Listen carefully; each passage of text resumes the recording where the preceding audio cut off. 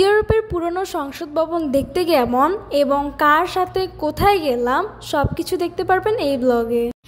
আসসালামু আলাইকুম, আমি লিজা, আপনাদের সবাইকে ওয়েলকাম জানাচ্ছি আমার চ্যানেল লিজাস লাইফে। কেমন আছেন আপনারা সবাই? আশা করছি সবাই ভালো আছেন। আলহামদুলিল্লাহ আমরাও ভালো আছি। দেশ এবং দেশের বাইরে যে যেখান থেকে আমার ভিডিওটি দেখছেন আপনাদের সবাইকে স্বাগত জানাচ্ছি আমার ইউটিউব চ্যানেল লিজাস লাইফে। আজকে আরও একটি সুন্দর ব্লগ নিয়ে আপনাদের সামনে হাজির হলাম। ব্লগটা শুরু করলাম সকালের এই সুন্দর ভিউ দিয়ে। আমার বাসাটা যেহেতু সাগরের পাড়ে সেজন্য বেশ সুন্দর বাতাস আসে, তাই ঘুম থেকে উঠেই প্রতিদিন জানলার সামনে বেশ খানিকক্ষণ দাঁড়িয়ে থাকি। তারপর ফ্রেশ হলাম, ফ্রেশ হয়ে দেখলাম আব্বু আসলো। আসার সময় আমাদের জন্য পেয়ারা, পুঁই শাক এগুলো নিয়ে এসেছিলো। পেয়ারাটা দেখতে সুন্দর হলেও খেতে কিন্তু খুব একটা স্বাদ ছিল না। তেমনি মানুষের রূপ দেখে কখনো মানুষকে যাচাই করা ঠিক না। মানুষের উপরের রূপ সবসময় সুন্দর হয়, ভিতরে কার মনে কখন কি চলে আমরা কেউই জানি না। তাই তো অনেক কিছু বললাম। এখন আমি রান্নাঘরে চলে এসেছি। এসে দেখলাম যে আজকে রান্না করছে করলা, যেটা আমি একদম খেতেই পারি না। আপনারা হয়তোবা ভাবছেন আমি ভিডিওতে পানি কেন দেখাচ্ছি। আসলে এই দেশে দেখলাম সবাই পানি কিনেই খায়, তো সেটি আপনাদের সাথে শেয়ার করলাম যে এখানে পানির মূল্য কত। আমাদের বাংলাদেশে আমরা পানি কত নষ্ট করি, কিন্তু এখানে দেখেন মানুষের কিনে খেতে হয়। তো তারপর বেশ খানিকক্ষণ গল্প করছিলাম এবং আমার একটা চাচা আসে, যিনি কিনা আমার আব্বুর খালাতো ভাই, এবং তার সাথে একটা ভাইও আসে। চাচা যেই রেস্টুরেন্টে কাজ করে সেখান থেকে আসার সময় আমাদের জন্য গরুর গোশত নিয়ে আসলো। তো চাচা আমার আব্বু আম্মুর সাথে গল্প করছিল, তো আমি আর বড় আপু মিলে ফল কেটে দিলাম এবং জুস দিলাম। তো চাচা সেটাই খেলো। তারপর বেশ খানিকক্ষণ বসে থাকার পর গল্প করে এবং বাসায় চলে যায়। চাচাকে থাকতে বলেছিলাম, কারণ যেহেতু কালকে শুক্রবার ডিউটি বন্ধ, তো বাসার কাজ আছে সেজন্য থাকেনি। তারপর বেশ খানিকক্ষণ বসে রেস্ট নিলাম এবং আমাদের আত্মীয় স্বজনদের সাথে কথা বললাম। আসলে সবাইকে প্রতিদিন ফোন দেওয়া সম্ভব হয়ে ওঠে না, দেখা যায় যে বাসায় কাজ থাকে বা কখনো ঘুরতে বের হই, শপিং করতে বের হই, সেজন্য এভাবে করে ফোন দেওয়া হয় না। সেজন্য ফ্রি হলেই তাদেরকে ফোন দেওয়ার চেষ্টা করি। তো আজকেও দাদা দাদির সাথে কথা বললাম। আমার দাদি ফুফুর বাড়িতে গিয়েছে, তো সেখানে গিয়ে ফোন দিয়েছিল। তো একটা জিনিস জানলে আপনারা খুব অবাক হবেন যে আমার দাদা দাদি এখন আমার ভিডিও দেখে এবং আমার নানিও দেখে। তো সবাই আমার দাদা দাদি এবং নানির জন্য দোয়া করবেন, আল্লাহ যাতে তাদেরকে নেখায় দান করে।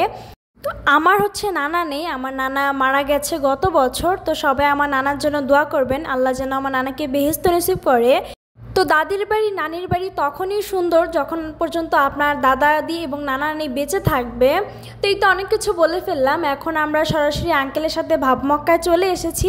ভাবমক্কা বলদের পাশেই, তো আমরা হেঁটেই যাচ্ছি।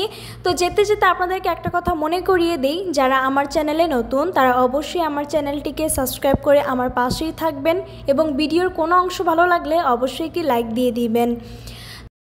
আমার সামনে এখন যে বাড়িটি বা বিল্ডিংটি দেখছেন, এটি সৌদি আরবের পুরানো সংসদ ভবন, যেটা কিনা জেদ্দায় বলদের পাশে অবস্থিত। এখন অবশ্য এই সংসদ ভবনে কোনো কাজ হয় না, এটা একটা জাদুঘরের মতো তৈরি করে রাখা হয়েছে। এখন নতুন সংসদ ভবন তৈরি করা হয়েছে, তো সেখানেই কাজ হয় এবং এখানে মানুষ ঘুরতে আসে। তো এই তো এখন আমরা আঙ্কেলের সাথে যাচ্ছি আর কি। বেশ অনেকদিন পর বের হলাম, তো সেজন্য সবাই মিলে একটু হাঁটাহাঁটি করছি। আর আজকে যেহেতু শুক্রবার ছিল সেজন্য প্রচুর ক্রাউড ছিল। আজকে আপনাদেরকে আমার আঙ্কেলের সম্পর্কে কিছু কথা বলি। উনি হয়তো আমাদের রক্তের সম্পর্কে কিছুই হয় না, বা ওনার সাথে আগে কখনো দেখাও হয়নি, পরিচয়ও হয়নি। তবে সৌদি আরবে আসার পর আঙ্কেলের সাথে কথা বা পরিচয় হয়ে আমাদের রক্তের সম্পর্ক থেকেও বেশি আপন হয়ে গেছে। আঙ্কেল আমাদেরকে তার মেয়ের মতোই দেখে, কারণ আঙ্কেলের মেয়ে নেই, তো আমাদেরকে সত্যি মেয়ের মতো আদর করে, ভালোবাসে, স্নেহ করে এবং আমাদের যখন যা খেতে ইচ্ছে করে আঙ্কেল আমাদের জন্য নিয়ে আসে। এবং আমি যখন এই ইউটিউব চ্যানেলটা খোলার ডিসিশন নিই তখন কিন্তু আঙ্কেলই আমাকে ইন্সপায়ার করে যে এখনকার যুগে ছেলেমেয়েরা নিজের যোগ্যতা দিয়ে কিছু করতে পারছে, তুমিও পারবে। তো আঙ্কেলের কথা ইন্সপায়ার হয়ে এবং মনের সাহস নিয়ে কিন্তু আমি ইউটিউব চ্যানেলটা খুলেছি এবং আলহামদুলিল্লাহ আপনাদের ভালোবাসাও পাচ্ছি এবং আশা করছি যে এভাবেই আপনারা আমাকে ভালোবাসবেন, এভাবেই সাপোর্ট করবেন। তো এই তো এখন আমরা সবজির দোকানে চলে এসেছি। আঙ্কেল যেখান থেকে সবজি নেয়, তো আঙ্কেল একটা মার্কেটে মানে ফিশ মার্কেটে প্রতিদিন খাবার দেয়, সেজন্যই মূলত রান্নাবান্না করে। তো সেজন্য এখান থেকেই প্রতিদিন বাজার করে নিয়ে যায়। তো আজকে সেজন্যই আমাদেরকে দেখাতে নিয়ে এসেছে যে উনি কোথা থেকে প্রতিদিন বাজার করে। তো এখানে এসে দেখলাম অনেক কিছুই আছে, ক্যাপসিকাম থেকে শুরু করে গাজর, লাল শাক, পুঁই পুদিনা পাতা সব কিছুই আছে। তো এখানে একটা নতুন সবজি দেখলাম, এটার নাম আমি আসলে জানি না, বা এটা খেতে কেমন আমার কোনো ধারণা নেই, আপনারা জানলে কমেন্ট করে জানাবেন। আর এখানে মরিচ দেখছিলাম বড় বড়, তবে এগুলো নাকি মিষ্টি হয়, এগুলো একদম ঝালই হয় না।